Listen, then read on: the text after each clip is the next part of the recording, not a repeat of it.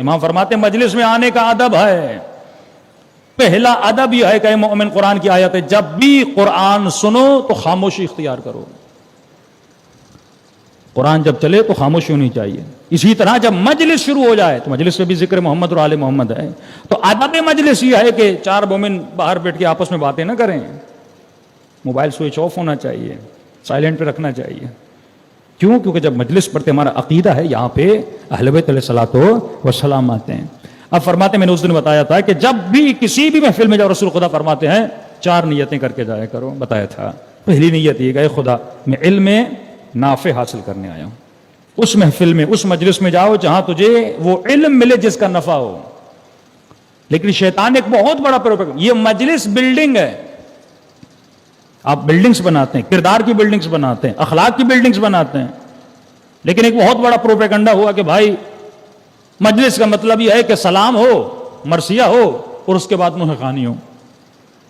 یہ مجلس امام حسین ہے، اور جن جن لوگوں نے اس روش کو اپنایا، آپ دیکھتے ہوں گے پنجاب میں مختلف جگہوں پر، تو ان لوگوں کے اندر کوئی اخلاق نہیں ہے۔ بھائی نے بھائی کو قتل کر دیا، ذاکر سے لڑ پڑا کہ آج میری باری ہے، تم نے میری باری کیوں لے لی، انجمنیں سے لڑ پڑی کہ ہماری باری ہے۔ اور ایک واقعہ تو انٹیریئر سندھ میں ہو گیا، اتنا جھگڑا ہو گیا صرف اس بات پہ کہ میرا زلجھنا پہلے جائے گا، تمہارا زلجھنا بعد میں جائے گا، ہم پرانے ہیں تم نئے ہو۔ کیوں؟ کیونکہ انہوں نے صرف نوح خوانی کی، ماتم کیا، لیکن جو مجلس بیسک تھی انسان کی کردار سازی کے لیے، جو ہدف عزاداری امام حسین، یہ مجلس ہے کہ جس میں مومن آئے اور حسینی کردار لے کر جائے۔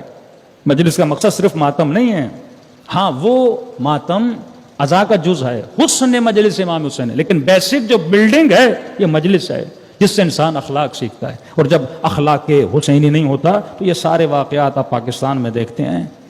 اور کسی مومن نے یہاں تک بول دیا مولانا اب تو ویڈیوز بنائی جا رہی ہیں، خواتین اپنے گھروں کی مجلسوں کی ویڈیوز بنا کے یوٹیوب پہ رکھ رہی ہیں۔ اور آپ کو پتا جب انسان ماتم کرتا ہے تو کس حال میں ہوتا ہے، سر پہ دوپٹہ نہیں ہوتا، گلا چاک ہوتا ہے، اور شیعہ عورتیں ان کی ویڈیوز یوٹیوب پہ رکھی جا رہی ہیں، دنیا مذاق اڑا رہی ہوگی۔ یہ درس مجلس امام حسین نے تجھے دیا تھا کہ جس چادر کی خاطر سیدہ زینب پوری زندگی روتی رہیں، جس دین کی خاطر امام حسین نے گلا کٹوا دیا۔ یہ مسائل کیوں ایجاد ہوتے ہیں؟ کیونکہ ہم اصل جو مغز ہے عزاداری امام حسین کا وہ مجلس ہے، اور مجلس کا جو اصل لب لباب ہے وہ یہ ہے کہ انسان کے وجود میں کردار اہل بیت کو اجاگر کیا جائے، ان اہداف کو جب بیان نہیں کیا جاتا۔ ہم نے مجلس کو بنا دیا کہ صرف مجھے اپنے مخالف کا طنز کرنا ہے، اور مجمع اس طنز پہ خوش ہو کے وہوہ کرتا ہے، پھر جب ان کی مجلسوں میں جاتے ہیں وہ بھی طنز کرتے ہیں، اور پھر اسی طنز سے حب ذات پیدا ہوتی ہے، اور پھر حب ذات، حب مکتب، حب فقہ، میری فقہ تمہاری فقہ، میرا امام تمہارا امام، اس سے جھگڑے شروع ہو جاتے ہیں۔ تو اصل ہدف جو امام حسین دینے آئے تھے، انسان اس ہدف سے کیا ہو جاتا ہے؟ دور ہو جاتا ہے۔ لیکن جس نے حقیقی عزاداری منائی اس کے برکات ہوتی ہیں، اس کے ثمرات۔ حقیقی عزادار اور عزاداری کرنے والے کے درمیان جھگڑا نہیں ہوتا، اس میں برکت ہوتی ہے، مومن بڑھتے ہیں۔ وہ حقیقی عزادار اور حقیقی عزاداری جو آیت اللہ زکزکی نے کی، جن کی عزاداری کے نتیجے میں، جن کی مجلس کے نتیجے میں، کہ میں نے کہا یہ مجلس بلڈنگز ہے، یہ مجلس ایک خزانہ ہے، یہ مجلس ایک ایسا جوہر ہے جو لوگوں کے دلوں میں روحانیت اور محبت و حرارت امام حسین کو بڑھاتا ہے اور پیدا کرتا ہے۔ انہوں نے مجلسیں کروا کر 2 کروڑ شیعہ بنائے، مذاق نہیں ہے۔ 2 کروڑ شیعہ، جہاں شیعت کا نام ہی نہیں تھا، 2 کروڑ شیعہ۔ اور آج پاکستان میں کتنے شیعہ ہیں؟